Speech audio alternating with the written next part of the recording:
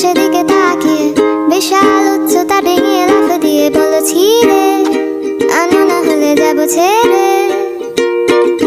কোনো সাদা ছাড়া দরজার হাতল চেপে খট করে মুচড়ে দিয়ে আমাকে দেখে বলে যাবে, নাকি নিয়ে যাবো তাকে সাথে।